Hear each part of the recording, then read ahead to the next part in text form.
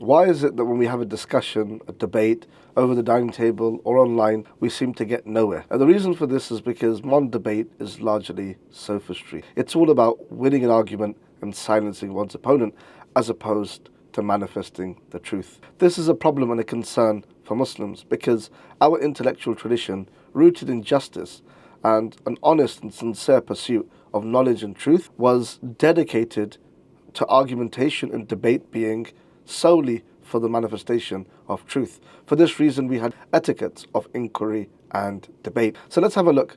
As an example, if I was to respond to somebody's statement, somebody makes a claim, how do I know that I'm not being stubborn or arrogant or zealous, but actually I'm asking in a reasoned way that will ultimately lead to the truth? Well, I can do one of three things. The first is I can employ the tool mana, which is that I can simply reject the premise. Somebody says, as an example, you should employ Zaid. Why? Because Zaid is a graduate of X institution, and graduates of X or said institution are very good. Now, I can simply just reject the premise by saying, I don't accept that the graduates of said institution are good. That's a simple mana. I'm not adding anything. I may do so, I may add a sanad to this. A sanad meaning some strength to the point that I'm making. I'm not giving a counter argument, I'm simply rejecting with some strength. So for example, I say, I don't accept that graduates of said institution are very good because we've had some in the past and they weren't very good. Is this not a counter argument, you would say? No, because a counter argument would show that Zaid is not very good. But I'm not talking about Zaid at all. I'm saying that Zaid may be good, may not be good. But your reasoning is that anyone from this institution is going to be good. And I'm saying that that's not the case. That's not true because we've got precedent to show otherwise. This is a mana plus a sanad. Likewise, the second thing that I can do is I can employ the tool of naqd, which is to show that the very argument that you're using goes against you. Let's say somebody says, you should not trust what you read online. But this is being said online. So I can say, well, I can't trust your argument. Why?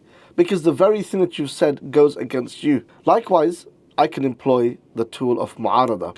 Mu'arada is where I give a counter argument. For example, somebody says, you should give your children more screen time. You want them to have digital fluency. This is the way in which the world is going.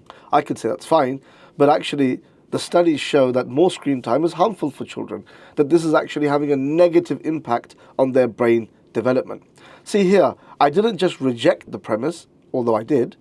I didn't just strengthen it, but I actually gave a counter argument to show that not only what you're saying is wrong, but I've actually got a proof that is completely opposite to what you are saying, an independent proof. The difference between mu'arada and naqd is that naqd is using your argument against yourself, whereas with mu'arada, I'm giving a counter argument, an independent argument. Now, all of these things are actually common sense. We do them all the time. To have it as a systemic way of debate and inquiry is to make sure that the end result is always going to be true. So for that reason, it's very important for Muslims to not engage in sophistry and to be zealous in their debates, but to employ our own principles that our own tradition has in order that we are sincere and that we know now that we are not arguing for the sake of ego and stubbornness, but we are actually arguing for the sake of reaching the truth.